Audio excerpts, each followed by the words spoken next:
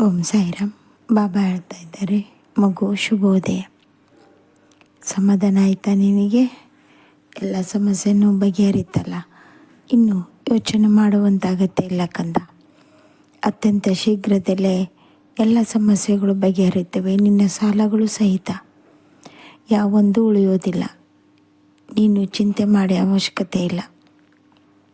ಹಾಗೆಯೇ ಗುರು ಹಿರಿಯರ ಬಗ್ಗೆ ಭೇದ ಭಾವ ಇಲ್ಲದೇ ಅವರಿಗೋಸ್ಕರ ನೀನು ಸೆಣಸಾಡುತ್ತೀಯ. ಯಾರಿಗೆ ನಿನ್ನ ಸಹಾಯ ಹಸ್ತ ಬೇಕೋ ಅವರಿಗೆ ಸಹಾಯ ಖಂಡಿತವಾಗ್ಲೂ ಮಾಡುತ್ತೀಯ. ಯೋಚನೆ ಮಾಡಬೇಡ. ಇದು ಯಾವುದೇ ರೀತಿಯಿಂದಲೂ ತಪ್ಪಾಗುವಂಥದ್ದು ಮಾತೇ ಅಲ್ಲ. ನೀನು ನಿನ್ನ ಕೆಲಸವನ್ನು ಮಾಡು. ನಿನ್ನ ಕೆಲಸದಿಂದ ಸುಮಾರಷ್ಟು ಕುಟುಂಬಗಳು ಬದುಕ್ತಾವೆ. ಸುಮಾರಷ್ಟು ಕುಟುಂಬಗಳು ನಲಿಕೊಂತ ನಿನ್ನ ಹಾರೈಕೆ ಮಾಡ್ತಾ ಇದ್ದಾರೆ. ಯಾಕೆಂದರೆ ನನಗೆ ಕೆಲಸ ಕೊಟ್ಟಿದ್ದಾರೆ ಅನ್ನೋ ಕಾರಣಕ್ಕಾಗಿ. ಯೋಚನೆ ಮಾಡಬೇಡ. ಎಲ್ಲವೂ ಒಳ್ಳೆಯ ರೀತಿಯಿಂದಲೇ ಆಗ್ತಾಯಿದೆ. ಒಳ್ಳೆಯ ರೀತಿಯಿಂದಲೇ ಮಾಡ್ತಾ ಇದ್ದೀಯ. ನೀನು ಹೋಗುವಂಥ ದಾರಿ ಧರ್ಮ ಕಾರ್ಯದಲ್ಲಿದೆ. ಇದಕ್ಕೆಲ್ಲ ಕಾರಣ ನೀನು ಮಾಡುವಂಥ ಪೂಜೆ ಪುನಸ್ಕಾರಗಳು. ಮಂಗಳವಾರ ದಿನ ಮಾಡುತ್ತೀಯಲ್ಲ ಕಂದ, ನೀನು ಬೇವಿನ ಎಣ್ಣೆ ದೀಪ ಅವತ್ತೊಂದು ದಿನ ಮಾತ್ರ ಮಾಡು. ಮಂಗಳವಾರ ರಾಹುಕಾಲದಲ್ಲಿ ಯಾವುದಾದ್ರೂ ದೇವಸ್ಥಾನದಲ್ಲಾಗಿರ್ಬೋದು ಅಥವಾ ಮನೆಯಲ್ಲೇ ಮಾಡು. ಮನೆಯಲ್ಲೇ ದೇವಿ ನೆನೆಸ್ಕೊಂಡು ಮಾಡು. ಶ್ರೀ ದೇವಿ ಖಡ್ಗಮಾಲ ಸ್ತೋತ್ರವನ್ನು ಜಪ ಮಾಡಿದರೆ ಸಾಕು. ಇದ್ದಂಥ ಶತ್ರುಗಳು ನಾಶವಾಗಿ ಹೋಗುತ್ತಾರೆ.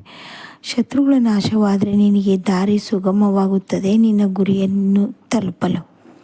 ನೀ ಗುರಿ ತಲುಪುತ್ತೀಯ, ಅದರಲ್ಲಿ ಎರಡು ಮಾತಿಲ್ಲ.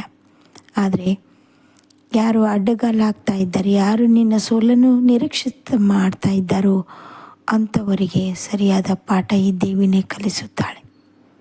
ಯೋಚನೆ ಮಾಡಬೇಡ.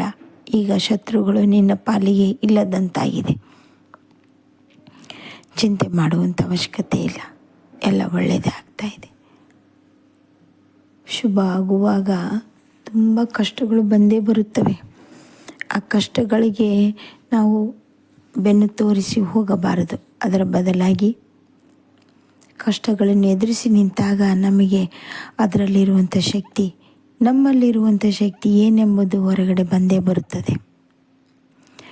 ಈಗ 1-2 ತಿಂಗಳ ಹಿಂದೆ ಬಂದಂಥ ಕಷ್ಟಕ್ಕೆ ನೀವು ಮನೆ ಮಂದಿಯಲ್ಲಿ ಎಷ್ಟೊಂದು ಪರದಾಡಿಬಿಟ್ರಿ. ನಿಮ್ಮ ಕಷ್ಟದಲ್ಲಿ ಇನ್ನೊಬ್ಬರು ಬಂದು ಸಹಾಯ ಕೇಳಿದ್ರು ಇಲ್ಲ ಅನ್ನೋದೇ ಮಾಡಿಬಿಟ್ಟು ಆಮೇಲೆ ಒದ್ದಾಡಿದ್ರಿ. ಅದು ನೋಡಿದೆ. ಚಿಂತೆ ಮಾಡಬೇಡ. ಎಲ್ಲವೂ ಒಳ್ಳೆ ರೀತಿಯಿಂದಲೇ ಆಗ್ತಾಯಿದೆ. ಶುಭವೇ ಆಗ್ತಾಯಿದೆ.